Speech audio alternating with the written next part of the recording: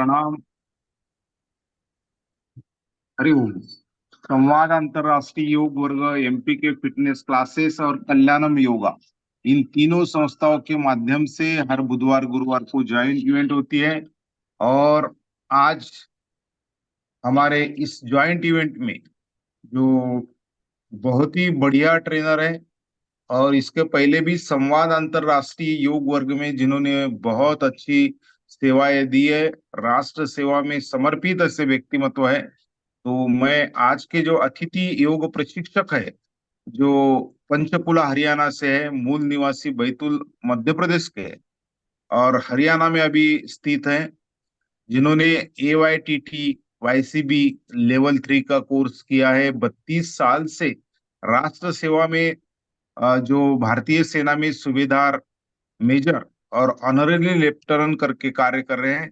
वर्तमान में योग कक्षा के माध्यम से आरोग्य और भारतीय संस्कृति के जो मुख्य प्रचार प्रसार का काम एक प्रयास कर रहे हैं, छोटा सा नहीं है, बहुत बड़ा प्रयास वो कर रहे हैं। तो बहुत सुंदर बात है कि राष्ट्र सेवा में 32 साल देने के बावजूद भी आफ्टर रिटायरमेंट में भी राष्ट्र सेवा में योगा के लिए वो समर्पित भाव से कार्य कर रहे हैं। ऐसे यशवंत देशमुख सर का हम ताली बजा के हार्दिक स्वागत करेंगे। Welcome sir, welcome welcome. वाह वाह। आज का विषय उनका पंचकोश साधना, आसन, प्राणायाम, ये विषय है। तो सर का मैं पुनश्च तीनों संस्थाओं की ओर से हार्दिक हार्दिक स्वागत करता हूँ। हमारे एमपी के फिटनेस क्लासेस के फाउंडर, जो महाराष्ट्र रत्न है, अनेक अवार्ड से सम्मानित है और निरंतर अपने बहुत साल से ये क्लास ऑनलाइन चला रहे हैं। ऐसे हमारे आनंदमल सेठिया सर, वो भी दुनिया के अलग अलग ट्रेनर ढूंढ के लोगों तक अच्छी सेवाएं पहुंचाते हैं। तो उनका भी मैं स्वागत करता हूं। जो हमारे साधक दूर दूर से जुड़े, उनका भी हार्दिक स्वागत। ज्यादातर साधक को मैं रिक्वेस्ट करूंगा कि अपने अपने वीडियो कृपया शुरू कीजिए। तो ऑडियो मत शुरू कीजिए, लेकिन वीडियो तो भी कम से कम जो ट्रेनर है उनका दिखना चाहिए कि आप क्या कर रहे, कैसे कर रहे, गलत कर रहे क्या। तो वीडियो शुरू रखे तो बहुत अच्छे। तुरंत मैं सभी साधकों का भी हार्दिक हार्दिक स्वागत करता हूँ। और ज्यादा समय ना लेते हुए मैं देशमुख सर से रिक्वेस्ट करता हूँ कि आज की कक्षा आप शुरू कर सकते हैं। सम्माननीय लेफ्टिनेंट हमारे Yashwant Deshmukh sir. Good sir. ओम अरहम। सभी ने एक बार जोरदार ताली बजा के हम स्वागत करेंगे। बहुत सुंदर, बहुत सुंदर, बढ़िया। हाँ, ओम जी, बहुत बहुत धन्यवाद। और मेरा सौभाग्य है कि इतने ऊंचे प्लेटफॉर्म पे आपने मुझे ये सौभाग्य दिया, अवसर दिया। आपके लिए फिर से एक बार तहे दिल से आपका धन्यवाद। आइए, अब आज की योग कक्षा शुरू करने के पहले हम थोड़ा सा सकारात्मक वातावरण बनाने के लिए दिव्य शक्तियों का आवाहन करेंगे मंत्रों के माध्यम से, और उसके बाद अपनी जो मूल चर्चा है वो वहां पे जाएंगे। कुछ आसन प्राणायाम करेंगे, कुछ बातें भी करेंगे। तो सभी ध्यान मुद्रा में बैठ जाइए। Spine straight, long neck, chest up, आंखें कोमलता के साथ बंद। अपने आप को कंसंट्रेट करिए, एकाग्र करिए श्वासों के ऊपर ध्यान। और 3 बार गहरी श्वास भरेंगे, श्वास को बाहर खाली करते हुए ओम का उच्चारण। तत्पश्चात गायत्री। मेरे साथ शुरू करेंगे। पहले हम 3 बार ओम की ध्वनि।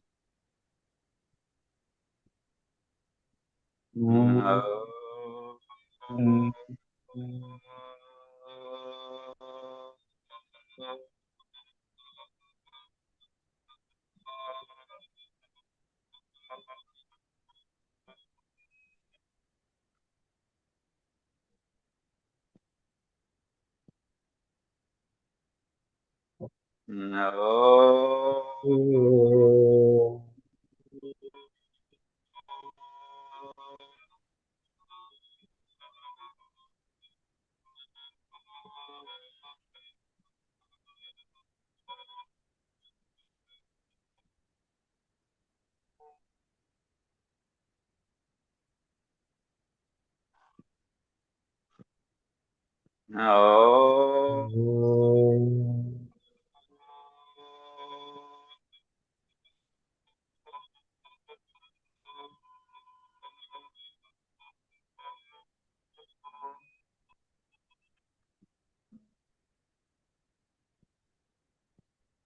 गायत्री महामंत्र।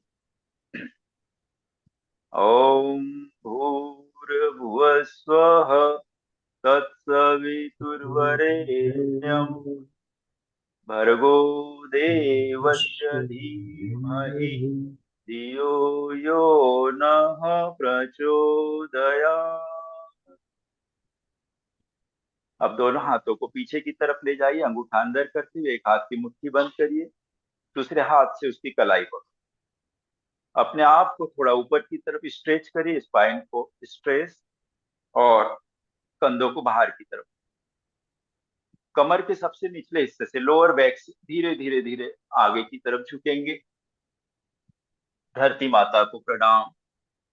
अपने अपने माता पिता गुरुजनों का स्मरण करते हुए पूरे आदर के साथ उन्हें भी नमन वंदन करेंगे। और अंत में जो परमपिता परमेश्वर सच्चित आनंद प्रकृति के प्रत्येक कण कण में व्याप्त है, बाहर भी है और हमारे भीतर भी है, ऐसे परम ब्रह्मा परमेश्वर की श्री चरणों में पूरे श्रद्धा भक्ति विश्वास और आस्था रखते हुए साष्टांग नमन, दंडवत प्रणाम। धीरे धीरे श्वास भरते हुए सिर को आगे की तरफ ले जाइए और धीरे धीरे उठेंगे। एक एक वर्टिब्रा को एक्टिवेट होते हुए महसूस करें। अचानक नहीं उठना है, आराम से धीरे धीरे।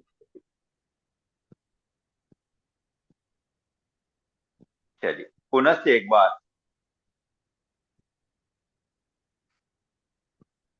शक्ति स्वरूपा माताओं, देवी स्वरूपा बहनों और देवतुल्य भाइयों का पुनश्च अपनी इस कक्षा में अभिवादन करता हूँ, प्रणाम करता हूँ आप सभी लोगों को।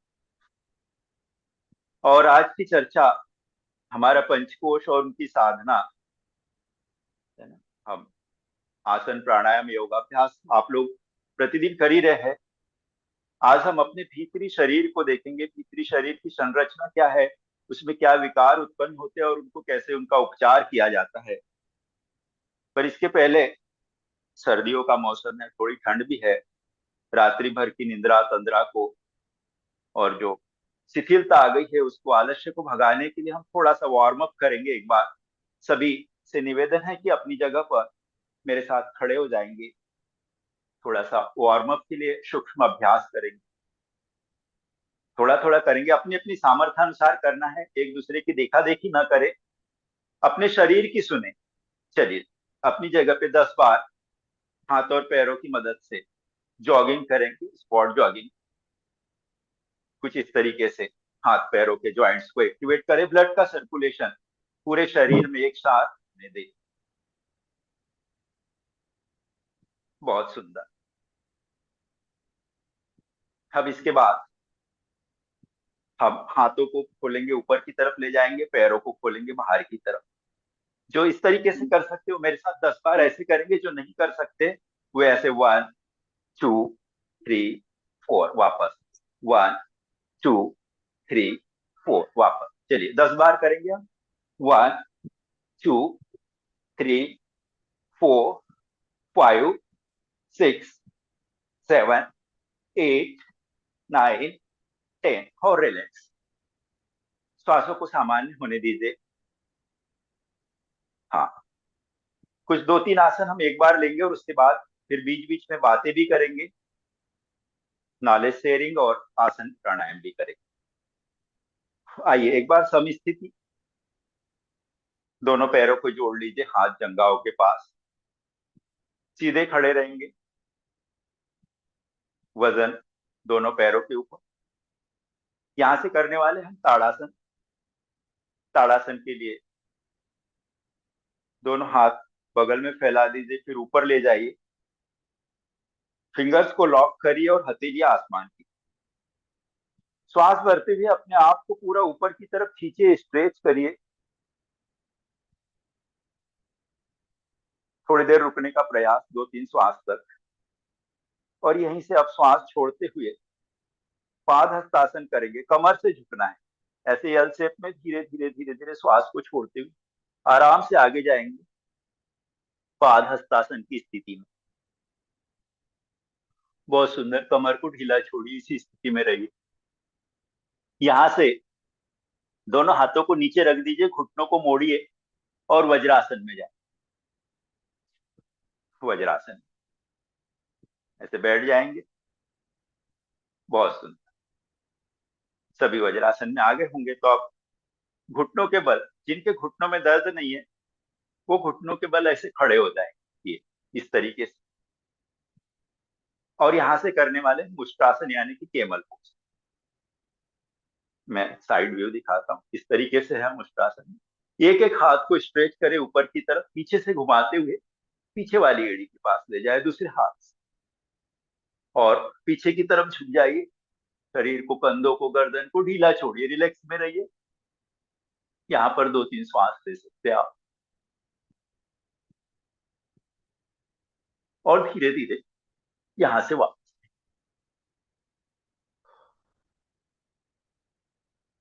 और यहाँ पर फिर से वज्रासन में बैठेंगे। हाथों को आगे की तरफ फैलाएंगे, शस्कासन में जाएंगे। पीछे से उठना नहीं, एड़ी आपकी ग्लूट्स के साथ, हिप जॉइंट के साथ लगी रहेगी। हाथों को आगे बढ़ाइए, कोहनियों को नीचे रखिए और माथे को अपने मेट के साथ लगा दीजिए। रिलैक्स फील करिए, आपका ब्लड का सर्कुलेशन आपके सेंट्रल नर्वस सिस्टम की तरफ हो रहा है। महसूस करिए कि आपका हार्ट रिलैक्स कर रहा है और आपके शरीर में, आपके मन में एक स्थिरता, एक शांति का प्रादुर्भाव हो रहा है। धीरे धीरे श्वास भरते हुए ऊपर की तरफ आएंगे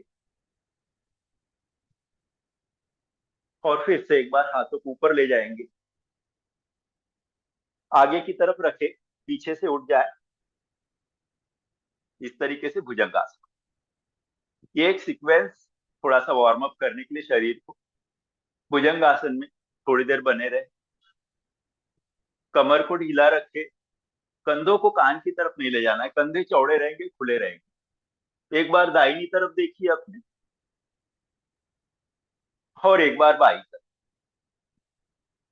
फिर बीच में देखिए। अब यहां से फिर से शस्कासन में जाएंगे और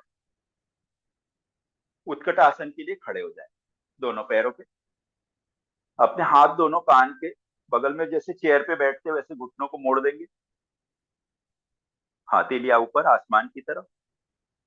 बगल में साइड व्यू दिखाता हूँ, इस तरीके से थोड़ा सा रुकेंगे, 1-2 श्वास लीजिए, श्वास भरते ऊपर जाइए। हस्तोत्तान आसन, थोड़ा सा पीछे झुकिए और श्वास छोड़ते हुए आगे पाद हस्तासन और रिलैक्स।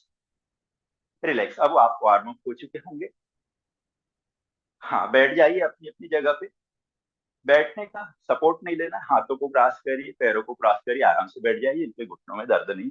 किसी भी आसन में बैठ जाइए, चूज कर लीजिए किसी भी आसन। आज का विषय थोड़ा सा बड़ा है, तो हम थोड़ा सा फास्ट चलने की कोशिश करेंगे। किसी को कोई संदेह हो तो आप पूछ सकते हैं, है ना?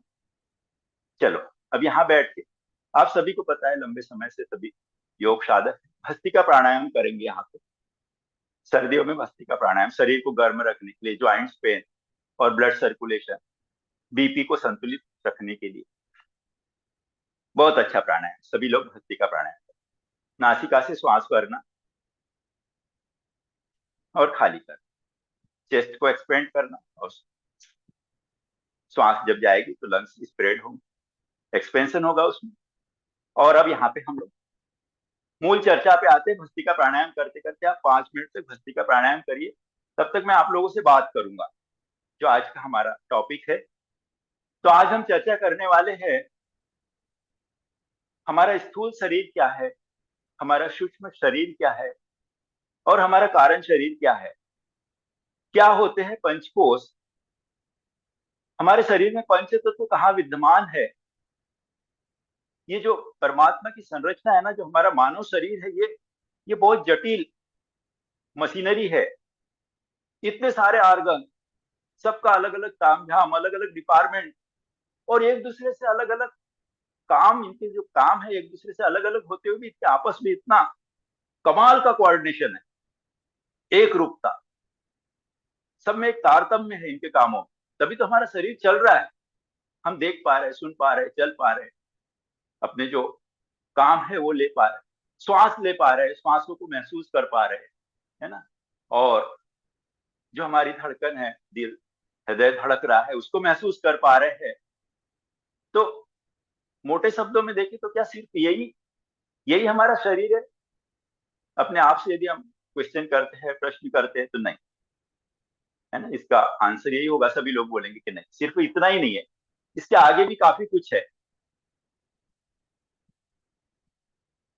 तो वो क्या चीज है, उसको जानने की कोशिश हम आज यहाँ पे कर रहे हैं। जो सोचना, समझना, महसूस करना, ये जो अद्वितीय विशेषता है, ये तो सिर्फ हमारा जो नजर आ रहा है, स्थूल बॉडी है, उसकी देन नहीं है। उसके अलावा भी, उसके पीछे भी बहुत सारी हमारी आध्यात्मिक, धार्मिक मान्यता है, योगिक क्रिया है, उपचार की पद्धतियां है। ये सारी की सारी हमें बताती है कि इसके अलावा भी, इससे परे भी कुछ है। तो वो क्या है जो सूक्ष्म स्तर पर हमारे इनर साउल में काम करते हैं? तो ऐसी क्या चीजें, इनके बारे में आज हम इनके उत्तर खोजने का प्रयास करेंगे। और इसके बारे में हमारे उपनिषद भी बताते हैं, तैत्तरीय उपनिषद और मांडव्य उपनिषद में भी इसको तीन प्रमुख, मांडव्य उपनिषद तो इसको तीन श्रेणियों में बांटता है ना। तो ये तीनों शरीर एक दूसरे के साथ लगातार संपर्क में रहते हैं, ऐसे स्थूल शरीर, सूक्ष्म शरीर और कारण शरीर। तो इसके अंदर, है ना, क्या क्या आते हैं, जैसे हमारे मेन मेन ऑर्गन्स है, लीवर है, फेफड़े है, किडनी है, ये सारी चीजें। और फिर इनको हम अनुभव कैसे करते हैं, एक्सपीरियंस कैसे करते हैं। आप भस्त्रिका प्राणायाम करते रहेंगे थोड़ी देर, प्राणायाम के साथ साथ बात भी करेंगे। ये एक ऐसा विषय है कि एक एक कोर्स को ले जाए तो उस पर भी दो दो तीन तीन दिन लग सकते हैं। हम सारे बाहर बाहर एक बेसिक आउटर आउटर लाइन से चलेंगे। तो ये जो स्थूल शरीर जो हमारा होता है, इसको क्या करते हैं हम, अपने जो इंद्रिया है उसकी उसकी सहायता से हम अनुभव कर सकते हैं, है ना। और जो ये हमारा शरीर है, स्थूल शरीर है, भोजन और जीवन ऊर्जा की सहायता से जीवित रहता है, सभी को पता है ना। और समय के साथ साथ ये परिवर्तित होता है, हमारा जन्म होता है, हम बढ़ते हैं, ग्रोथ करते हैं, और फिर अ, वृद्ध होते हैं, और एक दिन फिर ये समाप्त हो जाते हैं। पंच तत्वों से बना वाला शरीर पंच तत्वों में विलीन हो जाता है। इसके बाद दूसरा आता है हमारा सूक्ष्म शरीर। इसके अंतर्गत क्या क्या आते हैं, हमारे जो इमोशंस है, भावनाएं है, भावनात्मक और तार्किक चिंतन है। और इसके बाद तीसरा आता है कारण शरीर। ये कारण शरीर सबसे महत्वपूर्ण हिस्सा है हमारा, इसमें आता है संपूर्ण आरोग्य और जो परमानंद की प्राप्ति बोलते हैं ना, आनंद की प्राप्ति, ये इसमें आता है ना। तो इन तीनों शरीरों में संतुलन रहे तभी बोल सकते हैं कि संपूर्ण आरोग्य, हम बिल्कुल स्वस्थ है ना। तो और ये जो तीन शरीर है, इसलिए वेदांत फिलॉसफी बताती है कि ये जो तीन शरीर है वो कुछ एक लेयर, कुछ एक सीट्स है, कनेक्टिंग सीट्स से जुड़े रहते हैं। और इस प्रकार ये क्या हो जाते हैं, पांच बन जाते हैं, तीन प्लस दो पांच बन जाते हैं। तो स्थूल शरीर जो सबसे बाहरी आवरण है, हमारा आउटर पार्ट जो है, उसको हम अन्नमय कोश का नाम दे सकते हैं। फिर जो अन्नमय कोश है, जो आउटर शरीर है हमारा, इसको चलाने के लिए तो कुछ तो चाहिए ना, इसको एनर्जी चाहिए, ऊर्जा चाहिए। तो ये ऊर्जा को हम जो ऊर्जा शरीर बोल सकते हैं, एनर्जी बॉडी बोल सकते हैं, या फिर प्राणमय कोश बोल सकते हैं। फिर प्राणमय कोश, अन्नमय कोश हो गया, प्राणमय कोश हो गया। उसके बाद प्राण ऊर्जा का संबंध किससे होता है, रिलेशन होता है हमारी भावनाओं से। और फिर इस प्रकार जो तीसरा कोष हमारा होता है वो मन, अर्थात मनोमय कोष का होता है। और फिर ये भावनाएं जो होती है, तो ऐसा नहीं कि भावनाएं बहुत ज्यादा अ, अ, बहुत ज्यादा उत्साहित हो, बहुत ज्यादा जोश, उस पर भी नियंत्रण रखना है, कुछ ना कुछ तो उस पर कंट्रोल सिस्टम होना चाहिए ना। तो उन भावनाओं को स्टेबल रखने के लिए, संयमित रखने के लिए जरूरत पड़ती है विवेक की, बुद्धि की। तो ये विवेक और बुद्धि कहाँ से, ये हमारे जो अर्जित किए हुए ज्ञान होते हैं, एक्सपीरियंस होते हैं, अनुभव होते हैं, उनसे विवेक और बुद्धि उत्पन्न होती है। तो इस प्रकार ये जो तार्किक बुद्धि का क्षेत्र है वो उसको हम विज्ञानमय कोश बोल सकते हैं। इस प्रकार से समझ सकते हैं। मैं थोड़ा बाहर बाहर से जा रहा हूँ, है।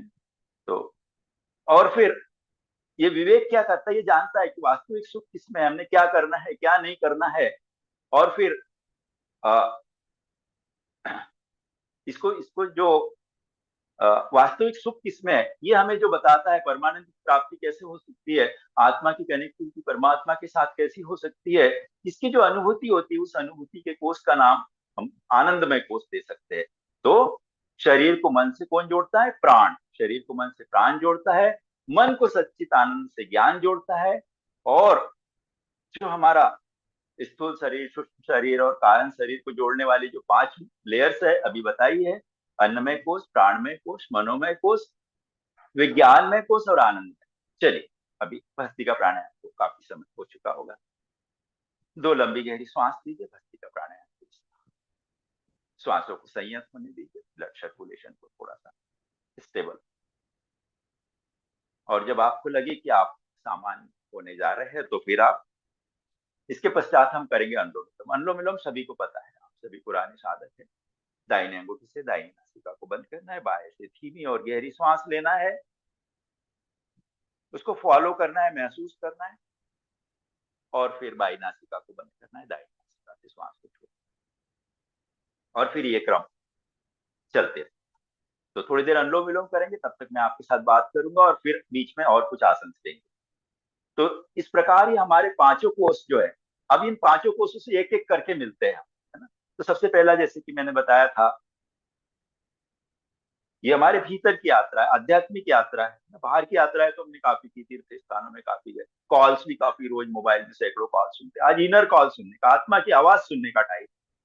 तो आइए, अन्नमय कोष जो भौतिक शरीर है, पहले भी बता, जन्म लेता है, बढ़ता है, वृद्ध होता है और फिर पंचतत्वों में विलीन हो जाता है। कितनी कमाल की बात है ना, कि हमारा जो ब्रह्मांड है, जो एटमॉस्फियर, इसको नेचर भी बोलते हैं, साइंस नेचर बोलता है इसको, है ना।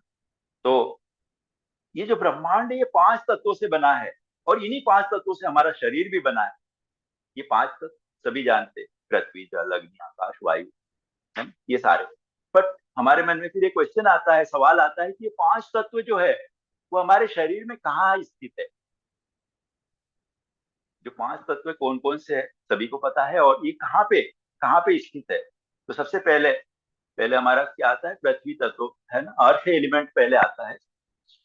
अर्थ एलिमेंट क्या है? जो हमारा ये बाहरी शरीर है, जिसका हमारे जो हड्डियां है और कुछ स्ट्रॉन्ग मांसपेशियां है, इसको हम पृथ्वी तत्व मान सकते हैं। दूसरे नंबर पे जल तत्व आता है, वाटर एलिमेंट। इसमें जो रक्त, अस्थि, मज्जा और जो द्रव्य है, हार्मोन्स है, ये सारे हमारे जल तत्व से संबंधित है।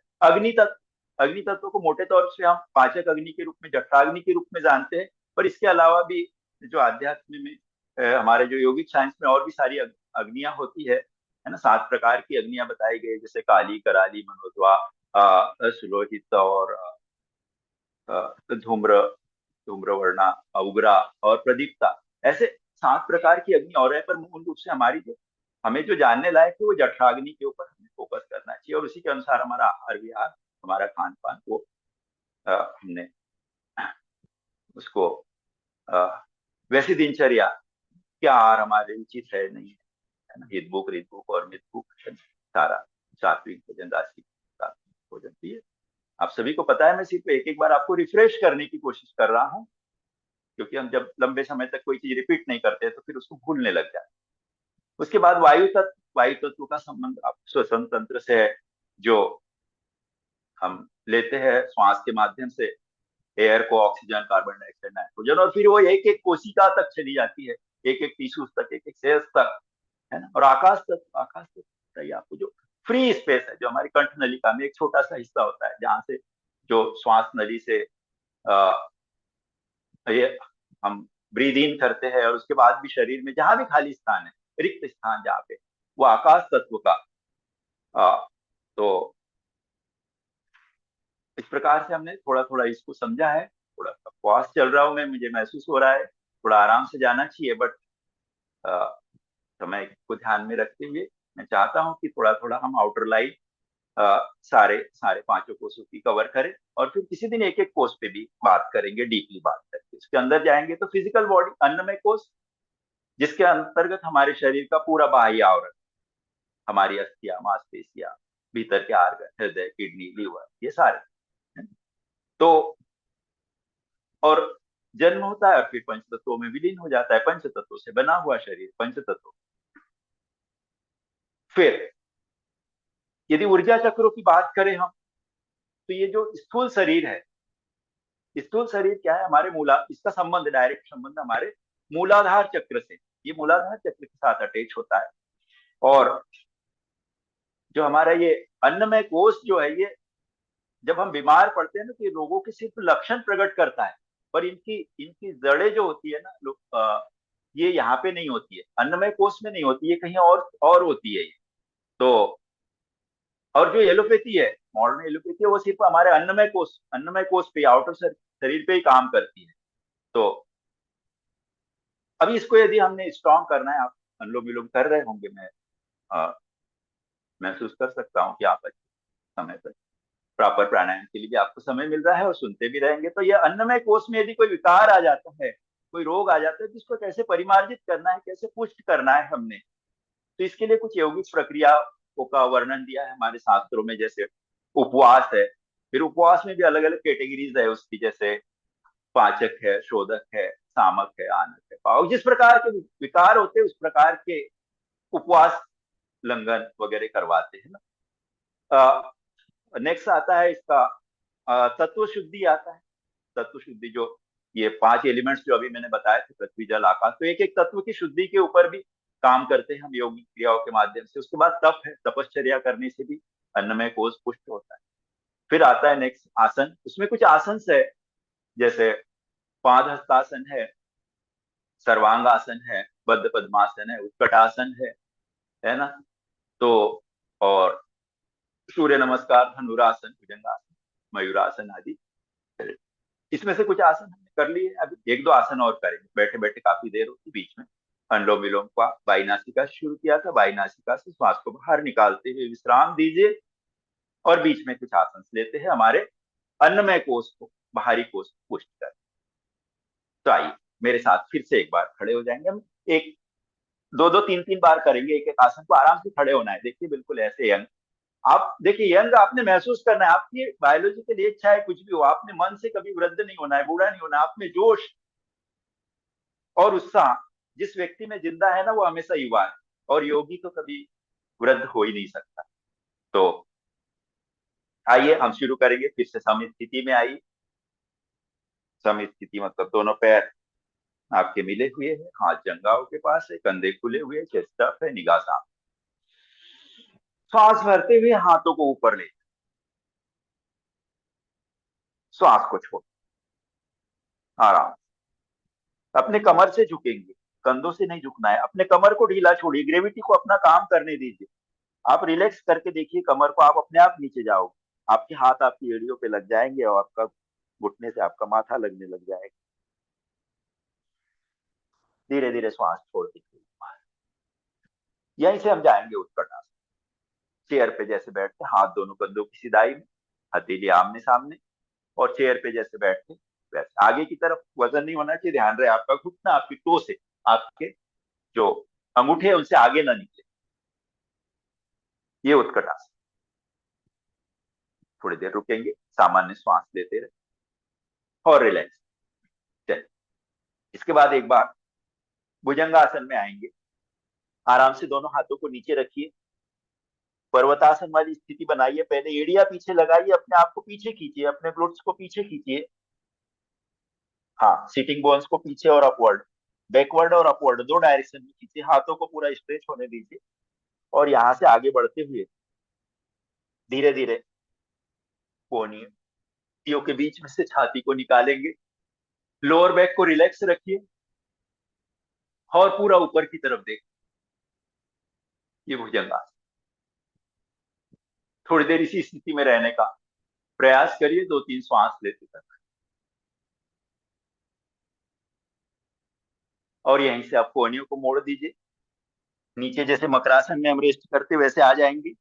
हाथों को पीछे ले जाएंगे, घुटनों को मोड़ेंगे, दोनों टखनों को पकड़ेंगे और सामने से चेस्ट अप करेंगे, पीछे से नाभि को सेंटर पॉइंट मानते हुए। हाँ, वेरी गुड, मैं आपकी तरफ देख रहा हूँ, बहुत अच्छा। थोड़ी देर यहाँ पर भी 5 सेकंड रुकने का प्रयास करें। 5, 4, 3, 2, 1, रिलैक्स। फिर से दोनों हाथ नीचे रखिए, घुटनों को पीछे पीछे जाइए वज्रासन में बैठ के, और फिर हाथों पैरों को क्रॉस करिए। एक बार खड़े हो जाएंगे, सूर्य नमस्कार का एक रिपीटेशन करेंगे, अन्नमय कोष को पुष्ट करने वाले आसन। चलिए, वैसे काफी सारे आसन है, पर हम एक एक बार करेंगे थोड़ा ज्यादा। मेट के सामने वाले छोर पे आ जाइए, दोनों हाथ प्रणाम मुद्रा में, अनाहत चक्र के पास। श्वास भरते हुए हाथों को ऊपर, श्वास छोड़ते हुए पाद हस्तासन। एक पैर को यहीं से मोड़िए, अपनी लंबाई के बराबर पीछे ले जाए और सामने देखिए, अश्व संचालन। दूसरे पैर को भी उठाइए और पीछे वाले पैर के साथ मिला दीजिए। एड़ियों को नीचे लगाने का प्रयास करिए, घुटनों की तरफ देखिए, पर्वतासन।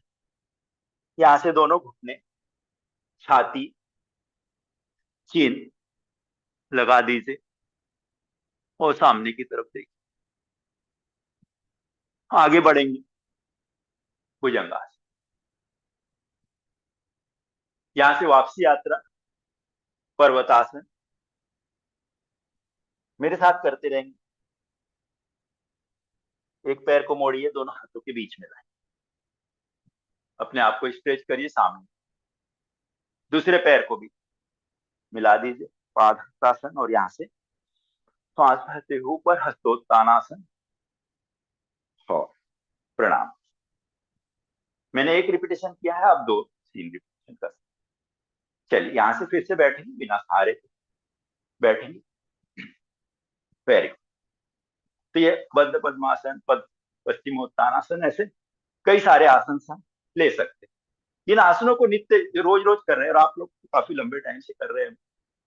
हमारे आदरणीय भाई आनंद मल जेठिया जी और जो हमारे राजू सर जो प्रयास कर रहे हैं, वो आपको बिल्कुल स्वस्थ, सुंदर और आरोग्यवान बनाने की दिशा में, वो निश्चित ही सराहनीय है।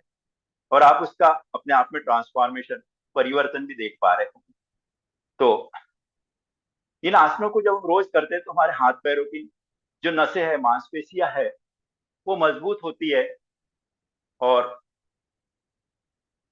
उनमें दृढ़ता आती है ना। हमारा हृदय, अमाशय, आंत और जो जिगर है, किडनी है, ये सारे के सारे, इनको बल मिलता है, स्ट्रांगनेस आती है इसमें। आगे की तरफ बढ़ते हैं, प्राणमय कोष। थोड़ा सा गति को और बढ़ाएंगे। प्राणमय कोष ये क्या है? एक हमारे जो लाइफ फोर्स है, जो हमारी लाइफ फोर्स एनर्जी, यानी कि जो जीवनी शक्ति है या फिर जीवन ऊर्जा का जो फील्ड है, वो हमारे प्राणमय कोष में आता है। सेकंड पार्ट है हमारा, सेकंड लेयर है। तो और जो शरीर में जो हमारे जो नाभि प्रदेश के आसपास, यहाँ से वहां से या तो गुजरती है या फिर वहां से उनका उद्गम है, ऐसी 72,000 जो ऊर्जा वाहिनी नाड़ियां है, वो इसी प्राणमय कोष से ऊर्जा ग्रहण करती है और फिर इसको स्प्रेड करती है। हाँ, हर एक कोशिका तक, हर एक सेल तक, छोटे से छोटे पार्ट उसको फैलाती है। तो जो कोई भी रोग जो हमारे को अन्नमय कोष में जब बाद में जाता है, जब सिम्टम्स दिखना शुरू हो जाते हैं ना, तब हमें पता चलता है कि हमें बीमार हो गए, या कुछ बुखार आ रहा है, कुछ तो भी प्रॉब्लम है। बट ये इसका उद्भव कहाँ से होता है, इसकी शुरुआत कहाँ से होती है? ये प्राणमय कोष, जब अंगों पे तो रोग के लक्षण बाद में प्रकट होते हैं, उसके पहले वो हमारी जो लाइफ पावर है, जीवनी शक्ति है, उसको वो डिस्टर्ब करना शुरू कर देता है। तो ये प्राणमय कोष, और ये प्राणमय कोष जैसे कि मैंने बताया था कि जो अन्नमय कोष है वो मूलाधार चक्र से संबंधित है, ऐसा प्राणमय कोष हमारे स्वादिष्ठान और अनाहत चक्र से संबंध रखता है। प्राणमय कोष का काम ही है प्राण ऊर्जा को के जो सर्कुलेशन है, जो निर्बाध गति से, उसको सुनिश्चित करना, उसको इंश्योर करना। और ये प्राणमय कोष में यदि कोई विकृति आ जाती, कोई विकार आ जाती है, तो इसको हम योग और प्राणायाम के माध्यम से इसको हील कर सकते हैं, इसको फिर से रिजुनवेट कर सकते हैं। तो और प्राणमय कोश, इससे हम सभी जानते हैं, आप बार बार हर दिन दोहराते भी है योग कक्षाओं में आपके, कि हमारे हमारे शरीर में 10 प्रकार के प्राण है ना, 5 महाप्राण है और 5 उपप्राण या लघु प्राण कहते हैं ना, प्राण अपान समान उदान व्यान और हाँ, प्राण अपान समान उदान और व्यान, ये 5 महाप्राण है। और नाग कर्म कुरकल देवदत्त और धनंजय, ये 5 लघु प्राण है। जो पहले वाले 5 महाप्राण है इनको वैदिक भाषा में ओजस भी कहते हैं, और जो 5 लघु प्राण है उनको रेतस के नाम से जानते हैं। तो अभी प्राणमय कोश में कोई विकृति हो जाती है तो फिर उसको क्या करते हैं, हम आज करेंगे नहीं, क्योंकि करने में और फिर चर्चा में थोड़ा समय, बट आपकी जानकारी के लिए कि इनके परिपक्वता के लिए, इनके परिपाक के लिए, प्राणों को एनर्जी देने के लिए हम बंध मुद्राएं और प्राणायाम करते हैं, है ना। तो और बंध भी, उसमें भी 3 बंध, जो उड्डयन बंध, जालंधर बंध और हमारा मूल बंध, इनको करने से हमारी प्राण ऊर्जा को शक्ति मिलती है, पावर मिलते हैं। और 7 प्रकार की मुद्राएं करें हम इसमें प्राण शक्ति को जागृत करने के लिए, महामुद्रा, खेचरी मुद्रा, महामुद्रा, खेचरी मुद्रा, और विपरीत करनी है, शांभवी है, अगोचरी, मुखचरी, है ना। इस तरीके के मुद्राओं का जब हम प्रयोग करते हैं तो प्राण ऊर्जा को हमारी शक्ति मिलती है। इसके बाद प्राणायाम के माध्यम से भी, जो प्राणमय कोश है, प्राणायाम, अनुलोम विलोम प्राणायाम, 9 प्रकार के प्राणायाम करते हैं। इसके लिए प्राणमय ऊर्जा में कोई विकृति आ जाती है तो 9 प्रकार के प्राणायाम में जल्दी से एक बार रिपीट कर देता हूँ। अनुलोम विलोम है, सूर्य नदी प्राणायाम, उज्जाई, शीतकारी, शीतली, भस्त्रिका, भ्रामरी, मूर्छा और प्लाविनी प्राणायाम, है ना। प्लाविनी प्राणायाम, एक बार हम प्लाविनी प्राणायाम कर लेते, जो कर सकते हैं। इसमें क्या करना है, कुछ नहीं, अपने पद्मासन, जो पद्मासन लगा सकते पद्मासन लगाएंगे आराम से, है ना। और इस तरीके से पद्मासन लगा लेंगे आराम से, और हाथों को पीछे रखेंगे, धीरे धीरे धीरे धीरे आराम से पद्मासन लेट जाए। ये प्लाविनी मुद्रा है, जैसे हम जल पे तैरते, अपने अंगूठों को पकड़ सकते हैं आप, कुछ देर तक इस स्थिति में बने रह सकते, सामान्य श्वास लेते, ये सुप्त पद्मासन भी कहते हैं इसको, ऐसे प्लाविनी, आराम से शरीर को ढीला छोड़, रिलैक्स। और जब असहज लगे तो फिर से हाथों का सहारा ली, आराम से वापस आ जाए। तो ये इस प्रकार से हम उसके बाद नेक्स्ट कोर्स की तरफ चलते हैं। हमने 2 कोषों को बाहर से जाना है थोड़ा सा, अन्नमय, प्राणमय, और इसके बाद तीसरा कोष जो है मनोमय है। मनोमय कोष का संबंध एक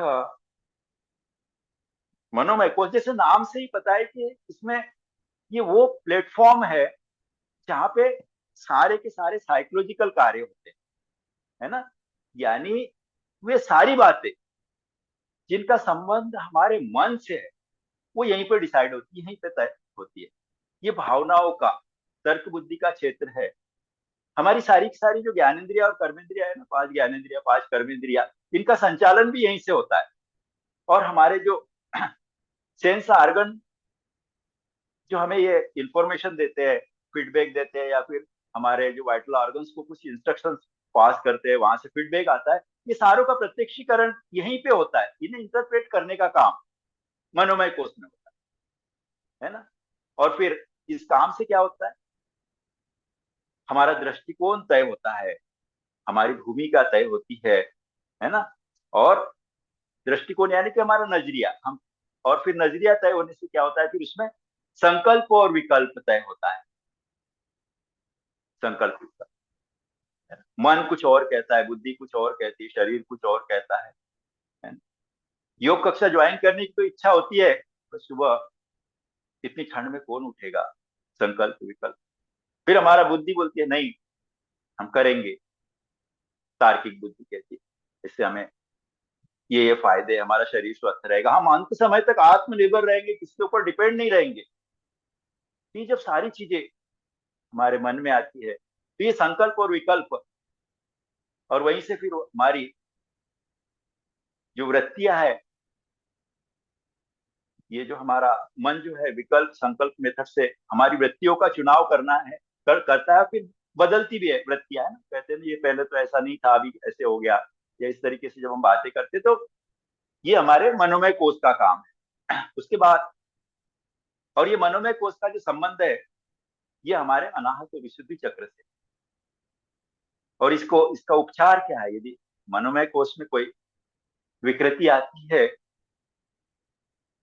तो जो माइंडफुल मेडिटेशन है, सजग ध्यान है, ये इस कोष पे बहुत बेहतर तरीके से काम करता है। ध्यान, जब ध्यान लगा के बैठे ईश्वर के सामने, आंखें बंद करके उसको अपने अंदर, अपने भीतर, हाँ, देह पंडरी आत्मा पांडुरंग, ऐसे दे देवालय शिवालय, इस प्रकार से जब हम महसूस करते हैं ध्यान, ध्यान में भी 5 अंग बताए गए, अलग अलग प्रकार, स्थिति, संस्थिति, विगति, प्रगति और संस्मृति आदि।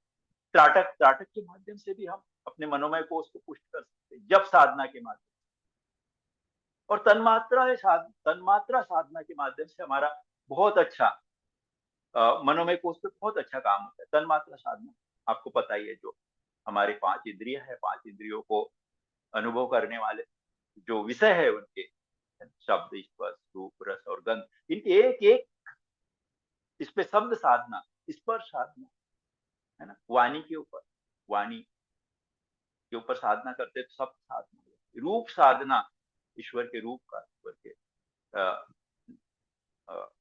छवि का दर्शन करना, उसके ऊपर अपना ध्यान लगाना, उसके साथ एकाकार हो जाना, रूप साधना।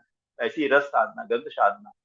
तो ये तन्मात्रा साधनाओं के माध्यम से भी हम इसको मनोमय कोष को जो है पुष्ट कर सकते हैं। चलिए, विज्ञानमय कोष, चौथा कोष हो जाएगा मेरे ख्याल से इस समय के अंदर ही अंदर। थोड़ा सा शार्ट में जा रहा हूँ, मुझे पता है आप भली बात समझ रहे होंगे, क्योंकि आप बहुत लंबे में, कभी कभी जब बीच में आता हूँ तो मुझे कई सारे चेहरे जाने पहचाने इसमें दिखते, कोई नाम भी जाने पहचाने दिखते, और आप बहुत, आपको बहुत बहुत मतलब मैं प्रणाम करता हूँ दिल से कि आप इतने मनोयोग से इतने लंबे समय से जुड़ रहे हैं और लगातार जुड़ रहे हैं।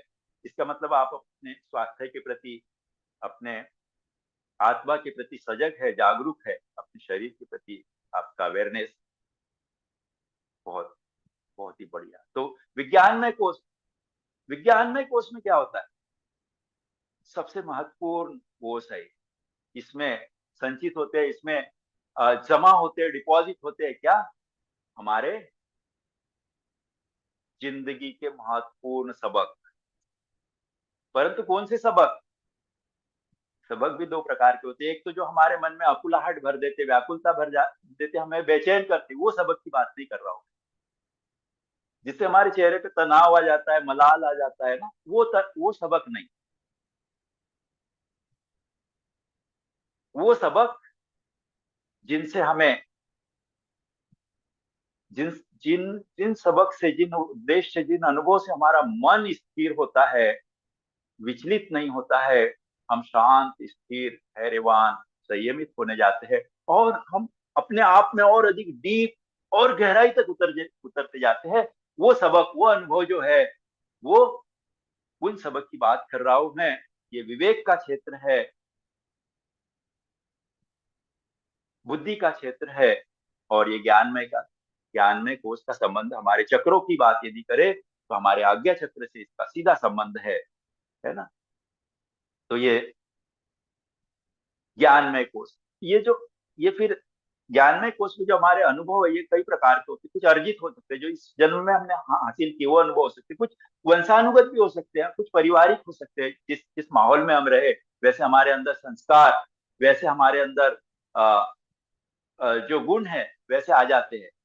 पर फिर भी वो सारे के सारे नहीं आते, नहीं तो कई जो संतान होती है, संतति होती है, माता पिता के गुणों से उनके गुण बिल्कुल डिफरेंट होते हैं।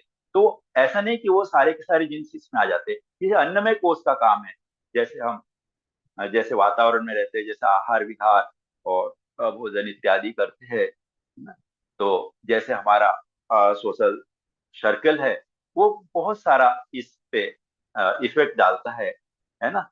तो बट हम उसको महसूस करें ना करें, अलग बात है, पर ये अपना काम करते रहता है।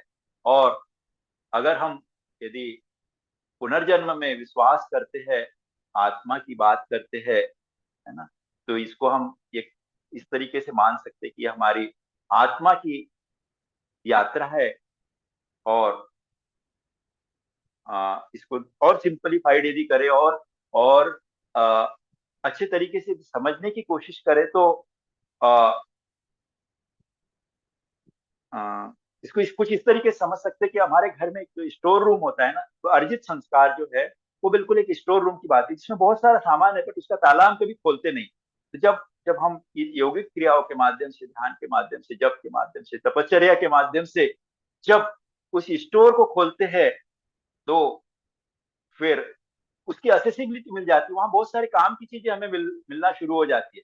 तो उस असेसिबिलिटी को देने का काम कौन करता है? हमारा ये ज्ञानमय या विज्ञानमय कोष जो भी है।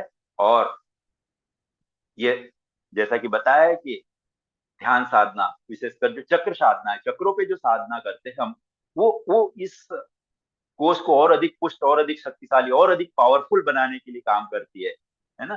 तो ये है इसमें इसमें खासकर जो सोहम साधना है या आत्मानुभूति साधना है, स्वर संयम है, ग्रंथि भेद, 3 प्रकार की ग्रंथियां हमारे वैदिक और योगिक साइंस में बताई है, जो रुद्र ग्रंथि, ब्रह्मा ग्रंथि और विष्णु ग्रंथि। जब ये ग्रंथि भेद की साधना करते हैं तो ये सारे के सारे चीजें मिलकर हमारे, जो जिसको सरल लगता है, जो जिसको इजी लगता है, कोई एक लेना है, कोई बहुत सारी चीजें करने की जरूरत नहीं।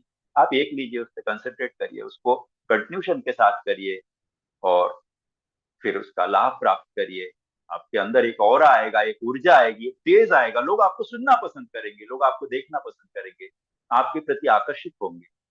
तो ये सारी चीजें विज्ञान में कोष को बढ़ावा देती है, उसको प्रबुद्ध करती है।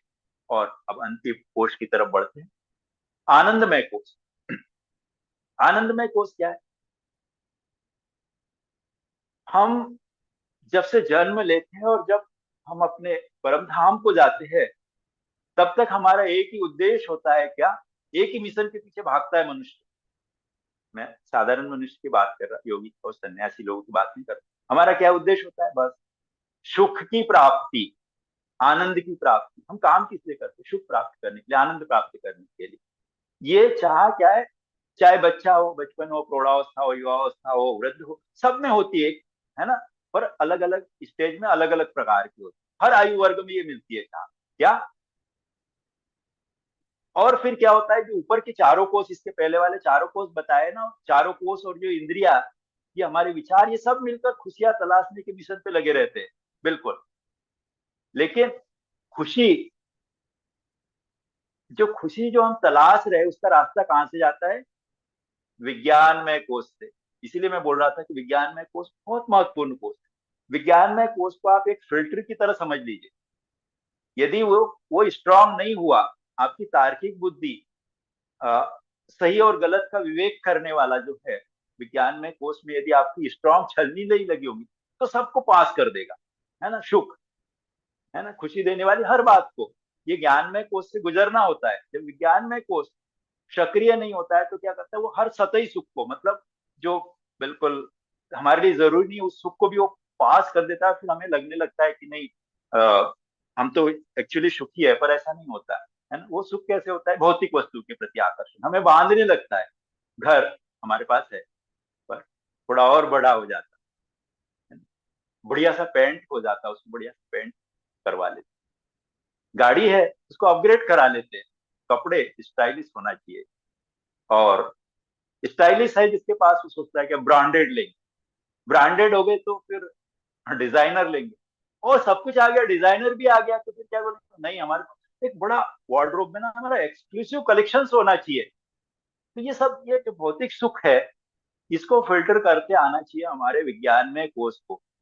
ये सबकी प्राप्ति के पास गाड़ी हो, बंगला हो, घर हो, बड़ा सा, सारे सारे रिश्ते नाते बढ़िया स्ट्रांग हो, फिर भी कभी कभी आपने सुना होगा लोगों को कहते हुए, क्या ये तो सब कुछ है हमारे पास, पर जाने क्यों हमारा मन खाली खाली रहता है, कुछ तो कमी रहती है। तो ये जब ये भूख, ये जब प्यास लगती है कि कुछ तो मिसिंग है, जो कि होना चाहिए, तो ये मिसिंग को बताने वाला आनंदमय कोष है ना। तो ये क्या करता है? ये जो अतृप्ति है, जो प्यास है, वो बताता है कि आनंदमय कोष को प्रॉपर वो डाइट नहीं मिल रही वास्तव में, जो उसको मिलना चाहिए। और ऐसा क्यों होता है? क्योंकि उसको जो हम परोसते हैं ना, जो डाइट आनंदमय कोष को देते हैं, वो तो या तो सॉफ्ट ड्रिंक, हार्ड ड्रिंक सरी की चीजें होती है, जो कि उस प्यास को नहीं बुझा पाती। उसको तो बिल्कुल सिंपल, सादा, सरल प्लेन वाटर चाहिए होता है, और वही हम उसको देते नहीं है। तो ये जो अपने सबसे भीतरी कोष की प्यास बुझाने के लिए हमें जो करना चाहिए, वो कभी नहीं करते हम, है ना। और करते हैं तो जैसे कैसे करते हैं, जैसे बच्चे को झुंझुना रोता है बच्चा, उसको माँ एक खिलौना पकड़ा देती है, वो थोड़ी देर चुप रहता है, फिर रोना शुरू कर देता है, फिर उसको दूसरा खिलौना। तो ऐसे हम बहलाते हैं।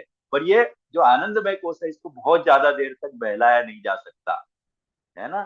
तो इस प्यास को कैसे बुझाएंगे, इस अतृप्ति को, इस रिक्त को, ये जो हॉलो स्पेस क्रिएट हो गया है, उस स्पेस को कैसे हम पूरा करेंगे, उसको कैसे भर पाएंगे? उसके लिए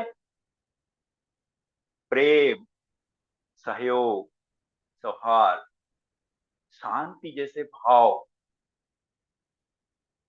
हमारे आचरण में, हमारे व्यवहार में, हमारे संस्कारों में खाना चाहिए, भरना चाहिए, है ना। और इसीलिए हमारे सनातन संस्कृति में हम बोलते हैं सर्वे भवन। हम अपने सुख की कामना नहीं करते, सब सुखी हो, साथ में मैं भी सुखी, है ना। किसी का मन से, आचरण से, हमारे व्यवहार से, हमारी वाणी से किसी का भी अहित ना हो, किसी को ठेस ना पहुंचे। जब ये भाव हमारे अंदर आने लग जाता है, तो फिर आनंदमय कोष की प्यास बुझना शुरू हो जाती है। और जब ये प्यास बुझना शुरू हो जाती है, तो इसका संबंध सीधा कहां से, हमारे सहस्त्रार चक्र से है। वास्तविक आनंद की प्राप्ति करने के लिए जरूरी है खुद को और औरों को स्वीकार करना। जो चीजें हमें पसंद नहीं है, वो दूसरों के प्रति ना करे। जो व्यवहार हमें पसंद नहीं है, वो दूसरों के प्रति ना करे।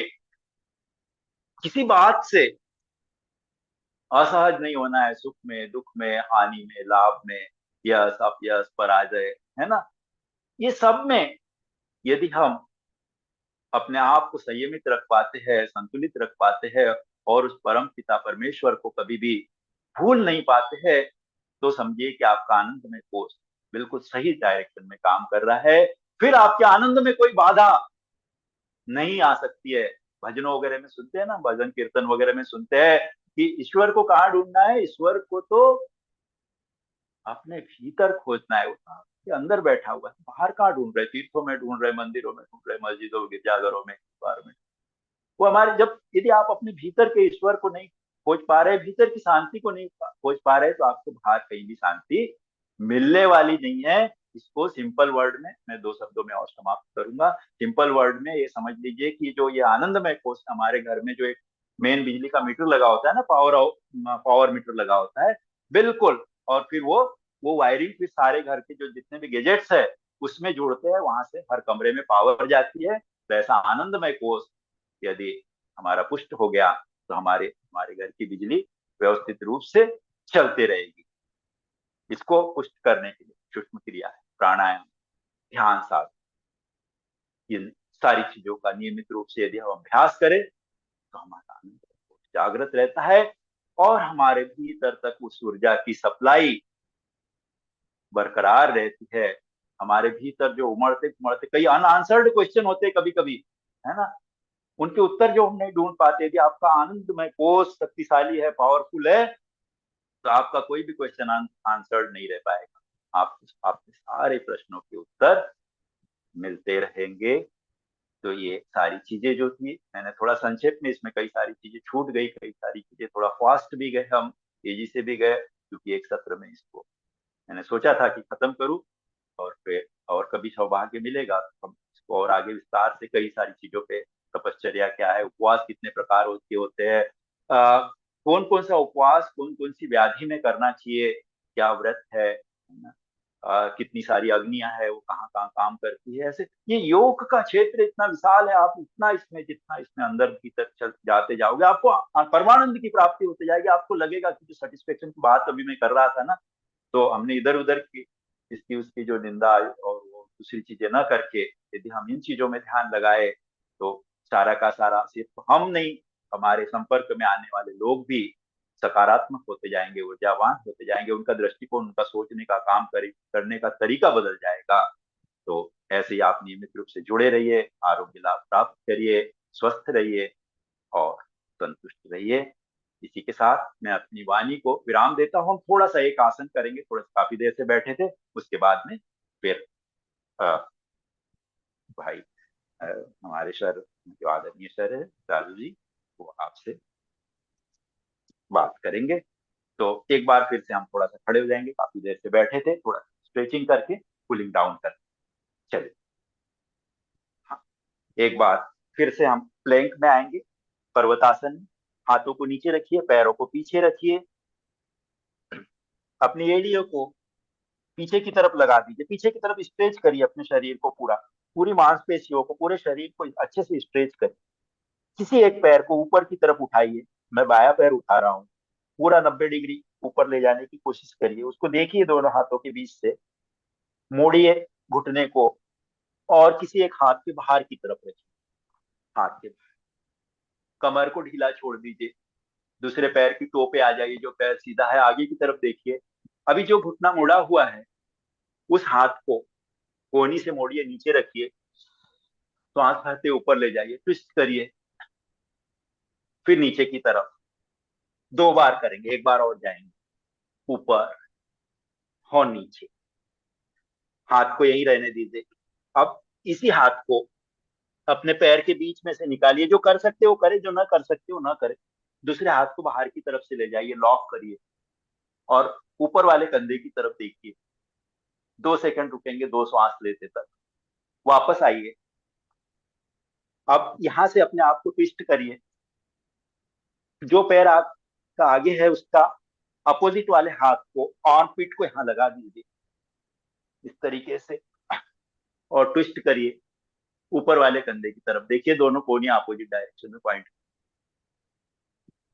रिलैक्स, वापस आइए, दोनों हाथों की सहायता से पैर को पीछे ले जाइए, दूसरी तरफ से भी करेंगे, पैर को ऊपर की तरफ ले जाइए, मोड़िए घुटने को, हाथ के बाहर की तरफ रखिए एक ही बार में। यहाँ पे भी कोहनी को मोड़िए, और 2 बार हाथ को ऊपर करेंगे, पूरा ट्विस्ट करेंगे ताकि सारी मसल्स में अच्छे खासा स्ट्रेच हो जाए। फिर नीचे आएंगे, एक बार फिर से ऊपर और नीचे। सेम हाथ को घुटने के नीचे से निकालेंगे, दूसरे हाथ को पीठ के ऊपर से और पीठ की तरफ लॉक करेंगे, पीछे की तरफ देखेंगे, फोल्ड करेंगे, 2 श्वास, वापस आएंगे, दूसरी तरफ मुड़ जाएंगे, अपोजिट हाथ के आर्म पिट को हाथ के ऊपर रखेंगे, और ऊपर की तरफ देखेंगे, ऊपर वाली कोनी की तरफ, प्रणाम आसन में। वापस, और अब इस पे एक पैर को हॉरिजेंटली फोल्ड करिए, आपके पैर का पंजा एक हाथ की तरफ जाएगा, घुटना दूसरे हाथ की तरफ जाएगा। यहाँ पे पीछे वाले पैर को पीछे खींच दीजिए, एल्बो डाउन करिए, जो कर सकते हैं, सिर को नीचे रख दीजिए, और रिलैक्स फील करिए। 2-3 बार श्वास लीजिए, श्वास खाली कीजिए, वापस आए, हाथों को फिर से, और हाथों की मदद से पैर को पीछे ले जाइए, दूसरे पैर को भी हॉरिजेंटली फोल्ड करिए, पैर का पंजा एक हाथ की कलाई के पास जाएगा, घुटना दूसरे हाथ, पीछे वाले पैर को पीछे खींचिए, सीधा करिए, और एल्बो डाउन करिए, लगा दीजिए माथे को अपने मेट के साथ। थोड़ी देर अपने आप को रिलैक्स होता हुआ महसूस करिए, और वापस। हाँ, यहाँ पे आके आप किसी भी आसन में बैठ जाइए जो आपको अच्छा लगता है, मेडिटेटिव पोस्टर में, सुखासन, सिद्धासन, पद्मासन, स्वस्तिकासन, जो भी आसन, वज्रासन, जो जिस आसन में बैठ सकते हो, जो नीचे नहीं बैठ सकते हो, स्टूल या चेयर पे बैठ सकते हैं। शांति पाठ के बाद मैं समाप्त करूंगा, और सीधे बैठेंगे, श्वास सामान्य, ध्यान मुद्रा। जैसे शुरू में बैठे थे, हमने दिव्य शक्तियों का आह्वान किया था मंत्रों के माध्यम से, उनका आशीर्वाद, उनका मार्गदर्शन प्राप्त करने के लिए अभी उनको विदांजलि देने का समय आ गया है। उनके प्रति कृतज्ञता का भाव रखिए, समर्पण का भाव रखिए, उनका आभार व्यक्त करिए कि हमें इतना सुंदर जीवन, इतने अच्छे विचार हमारे जीवन में भरने के लिए। हमारे जीवन रूपी गुलदस्ते को सजाने।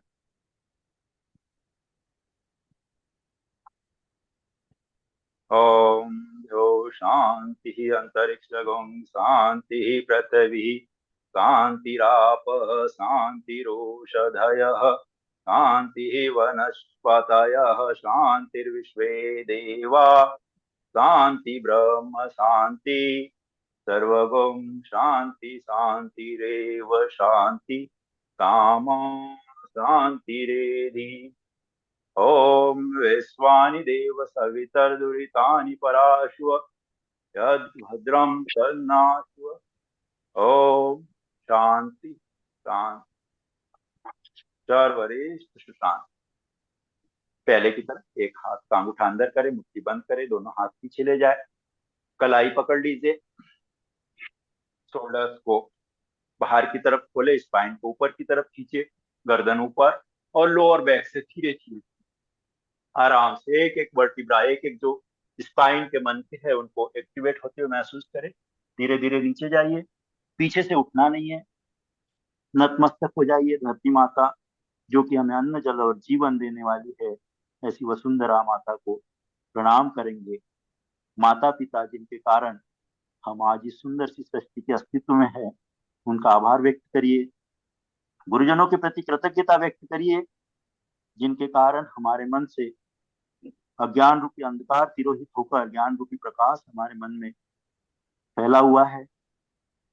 और अंत में परमपिता पर उनके सानिध्य के, उनके मार्गदर्शन को, ये प्रभु उनसे विनती करना, याचना करना कि हमारी बुद्धि को ऐसे ही सन्मार्ग में प्रेरित करते रहे और हमारा ध्यान हमेशा आपके चरणों में लगा रहे। इस भावना के साथ धीरे धीरे श्वास भरते ऊपर आएंगे। दोनों आंखें थोड़ी देर के लिए बंद ही रखिए, हथेलियों को आपस में मिला लीजिए, घर्षण करिए और आंखों के ऊपर रख के इस ऊर्जा को, इस डिवाइन पावर को, ये दिव्य ऊर्जा, ये साधारण उष्मा नहीं है, इस दिव्य ऊर्जा को अपने पूरे शरीर में महसूस करिए और आंखें खोल देंगे। एक बार पुनश्च आप सभी का बहुत बहुत धन्यवाद। बहुत बहुत सुंदर क्लास। हमारे आज के जो अतिथि योग प्रशिक्षक थे यशवंत जी देशमुख सर, पंचकुला हरियाणा से। और आफ्टर रिटायरमेंट इतनी फ्लेक्सिबिलिटी हो सकती है, देखो अने विश्वास नहीं बैठता। निरंतरता सफलता की पूंजी होती है। जो कंसिस्टेंट निरंतर वो योग प्राणायाम में जो लगे हैं, समर्पित भाव से कर रहे हैं, तो उसका ये फलित है। और जो भी क्रिया कष्टदायी होती है वो डेफिनेटली फलदायी होती है। तो मुझे तो बिल्कुल आइडियल लग रहा है यशवंत जी, बहुत सुंदर, कॉन्ग्रेचुलेशंस।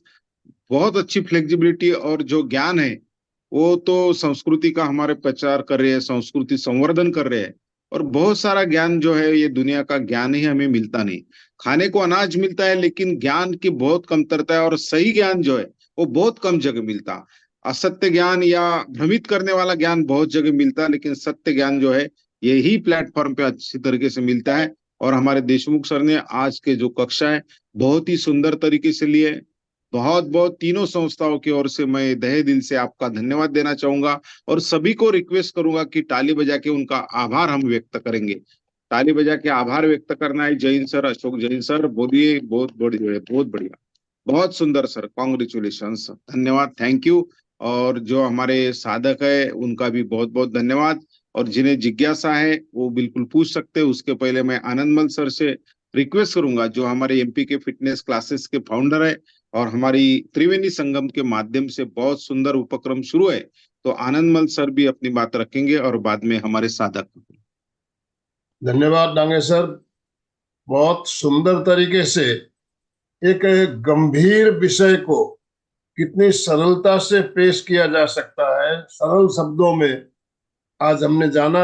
यशवंत जी देशमुख, जो एक गंभीर विषय पंचकोश, और जैसा कि आपने बताया पंचकोश जो विषय है, इसमें एक एक कोश के ऊपर अगर एक एक लेक्चर रखा जाए तो एक एक घंटे का लेक्चर एक एक कोश के ऊपर हो सकता है। तो इतनी गंभीर विषय को इतने सरल शब्दों में, साथ में आसन और प्राणायाम के प्रैक्टिकल भी करवाया आपने, तो बहुत सुंदर, बहुत ही सुंदर और प्रभावशाली। मतलब ये हमारे शरीर के ऊपर किस तरह से इफेक्ट करता है हमने अनुभव भी किया। हमने शरीर में जो तनाव, जो खिंचाव और जो आसन के साथ हमने किए, बहुत ही सुंदर, बहुत सुंदर। तो मैं तीनों संस्थाओं की तरफ से यशवंत जी आपका बहुत बहुत धन्यवाद ज्ञापन करता हूँ। और अभी हमारे जो भी भाई बहन जुड़े हुए हैं, आपकी कोई जिज्ञासा हो तो पहले हम प्रश्न ले लेंगे। आपके प्रश्न कोई हो तो, जैसे अशोक जी ने हैंड राइज किया हुआ है। अशोक जी। जय जिनेन्द्र। आज कोई प्रश्न नहीं है, लेकिन एक विचार मन में आया था, धर्म और स्वास्थ्य। आज जो यशवंत जी ने बताया कि अगर अपन धार्मिक क्रिया जैसे क्रोध, मान, माया, लोभ, राग और द्वेष से दूर रहते हैं तो ऑटोमेटिक स्वस्थ हो जाते हैं। तो मतलब अपने एक परिभाषा होनी चाहिए कि अपन धार्मिक है मतलब स्वस्थ है, अगर स्वस्थ नहीं तो धार्मिक नहीं। और बहुत अच्छे ढंग से समझाया और व्यवस्थित। ओम अरहम, ओम अरहम। इसी को इसको और उल्टा भी कर सकते, वाइस वर्सा। आपने बोला धार्मिक है तो स्वस्थ है, हम स्वस्थ है तो धार्मिक हो सकते हैं ना।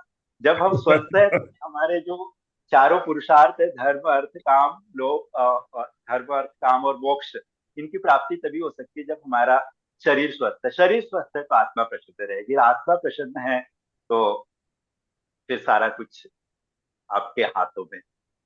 ओम। यस। अनिल जी बेंगानी, अनिल बेंगानी ने हैंड राइज किया हुआ है। नमस्कार सबको। मेरा प्रश्न था कि मनोमय कोश को कैसे और आगे हम अच्छा कर सकते हैं। मनोमय कोश के लिए ध्यान साधना जो है, ध्यान साधना के भी अलग अलग मैंने पार्ट बताए थे। त्राटक है या जप साधना है, ये तन्मात्रा साधना है। हम एक एक देखो, एक एक इंद्रिय का एक एक तन्मात्रा से संबंध है। हमारे कौन सी चीज की रिक्वायरमेंट है, हमें हमारा ध्यान कहाँ पे भटक रहा है, सौंदर्य की तरफ जा रहा है, जो भौतिक आकर्षण है उसकी तरफ हम ज्यादा आकर्षित हो रहे हैं, किसी सुंदर चीज को देख के उसकी तरफ ज्यादा आकर्षित हो रहे हैं, तो हमने रूप साधना करना है ना।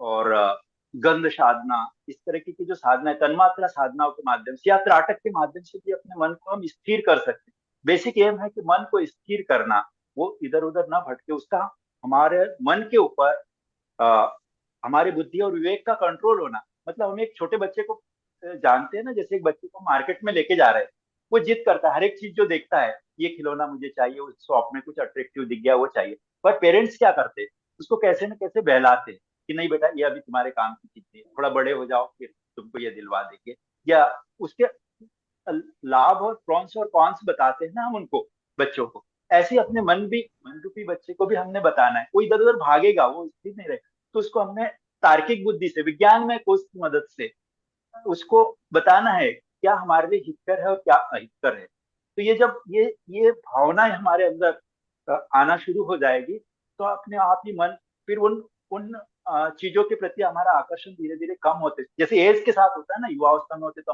हमारे डिजायर कुछ और होती है, प्रौढ़ावस्था में होते तो फिर हमें पता चलता है नहीं हम 50 क्रॉस कर गए, अभी हमने परलोक के लिए साधना शुरू कर देते। जो नहीं करते 70-80 में भी वो बात अलग है, पर हम अपना परलोक, हमारे कर्म को सुधारने की तरफ ज्यादा ध्यान देते हैं, आपने देखा होगा। तो कुछ इस तरीके से ना अपने आप अपना एक आइडल अपने आप चूज करना होगा। वो हर एक के लिए डिफरेंट है, मैन टू मैन डिफरेंट होता है जी। तो अभी हम समापन की ओर चलेंगे।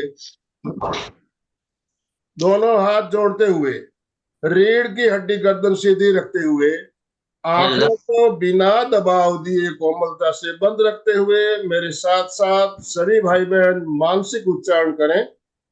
मैं चैतन्यमय हूँ, मैं चैतन्यमय हूँ, आनंदमय हूँ, मैं आनंदमय हूँ, शक्तिमय हूँ, मैं शक्तिमय हूँ। मेरे भीतर अनंत चैतन्य का, अनंत आनंद का, अनंत शक्ति का सागर लहरा रहा है।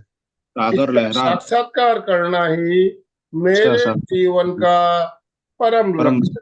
हमारा आज का दिन मंगलमय हो, आनंदमय हो, शांतिमय हो। इन्हीं शुभ भावनाओं के साथ ओम शांति शांति शांति। कृतज्ञोस्मि, हम सब गुरुदेव के आभारी हैं। कृतज्ञोस्मि, हम सब गुरुदेव के आभारी। बहुत बहुत धन्यवाद यशवंत जी आपका, तीनों संस्थाओं की तरफ से और जितने भी भाई बहन हमारे साथ जुड़े सबके तरफ से आपका बहुत बहुत आभार, बहुत बहुत धन्यवाद। जो भी भाई बहन हमारे साथ जुड़े सबका बहुत बहुत धन्यवाद, बहुत बहुत आभार। Ashok Thank ji, you. Slogan के साथ समापन। सभी साधक साधिका एक साथ में उच्चारण करेंगे। फिटनेस का डोज, एक एक घंटा घंटा रोज, फिटनेस का डोज, एक एक घंटा घंटा रोज, फिटनेस का डोज, एक घंटा रोज। ओम अरहम। तो आज का ओम अरहम। सेशन ही समापन किया जाए।